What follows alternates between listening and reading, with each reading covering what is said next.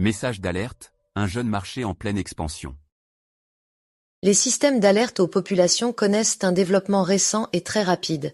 Si les technologies sont au point, les utilisateurs n'emploient pas toujours ces systèmes de messages d'alerte à bon escient. Une sonnerie stridente a retenti le 13 mai dernier sur le smartphone de milliers de Parisiens, accompagné d'un SMS demandant de s'enregistrer pour la cérémonie d'ouverture des Jeux Olympiques. Un message pas clairement signé par le ministère de l'Intérieur, qui a surpris de nombreux destinataires. À tel point que la préfecture de police a publié un tweet quelques heures plus tard pour donner davantage d'explications. En fait, il s'agissait d'un test de FR Alert.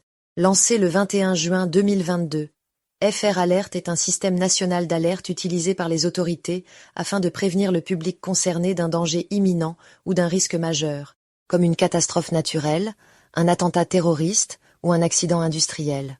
En l'occurrence, tel n'était pas le cas dans le message d'alerte du 13 mai, si bien que de nombreux experts ont pointé un dysfonctionnement ou une dérive.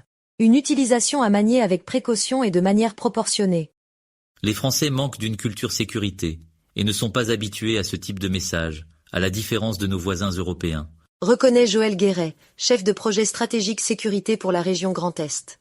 À la date de la mi-mai, FR Alert a déjà été déclenché à 205 reprises, dont 40 pour des situations réelles, notamment lors d'une rave party, pour prévenir les participants qu'un nid de vipères avait été localisé sur les lieux, pour des risques météo ou des feux de forêt. FR Alert couvre tout le territoire et l'ensemble des risques avec un processus de décision trop centralisé et bureaucratique. Il devrait être complémentaire d'autres systèmes ayant des utilisations plus restreintes. L'épisode du 13 mai risque de décrédibiliser FR Alert.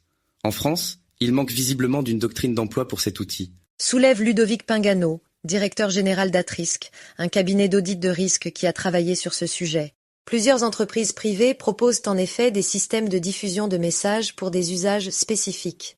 Leurs clients peuvent être des sites industriels, des établissements scolaires ou des collectivités territoriales. Les systèmes locaux doivent être compatibles avec ceux utilisés par le régalien, même si les outils utilisent des technologies différentes. Renchérit Samuel Machet, président de GoSecure, un éditeur de logiciels qui connecte les particuliers aux professionnels de sécurité, publics ou privés. Les systèmes d'alerte aux populations doivent être simples d'utilisation, résilients et redondants, même en conditions dégradées pour les réseaux de télécom, souligne Ludovic Pingano. Il est également souhaitable qu'ils soient intégrés dans le processus de gestion de crise et que l'on puisse assurer le traçage des messages, heures d'envoi, destinataires, etc. Une des conditions indispensables est d'être ultra rapide entre le moment où un incident est détecté et la diffusion des consignes, relève pour sa part Boris Berger, cofondateur de la start-up Warimi, spécialisée dans les applications mobiles pour la sécurité des personnes. L'autre volet de ces systèmes de messagerie est la remontée des informations provenant de la population vers les autorités. Au-delà des numéros d'appel 17 ou 18 qui existent depuis longtemps et sont très simples d'utilisation, on trouve des systèmes d'alerte permettant de signaler un incident intervenu sur la voie publique. Plusieurs applications ont été récemment créées plus spécifiquement pour les femmes victimes de harcèlement dans la rue ou dans les transports publics, comme Appel ou YouMy par exemple. Sur le plan des acteurs, la France peut compter sur quelques start-up pouvant aligner plusieurs références clients ou des expérimentations. On ne recense pratiquement aucune entreprise de taille significative. À l'inverse, dans les pays où la culture sécuritaire est plus développée comme l'Europe du Nord ou les États-Unis, les sociétés ont acquis une envergure internationale. Le leader mondial des systèmes d'alerte est l'américain Everbridge.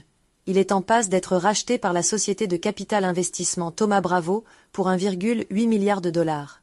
Une somme coquette si l'on sait que le chiffre d'affaires 2023 est de 449 millions de dollars, assorti de pertes de 47 millions de dollars. Ce qui montre bien que cette opération est éminemment stratégique sur ce marché porteur.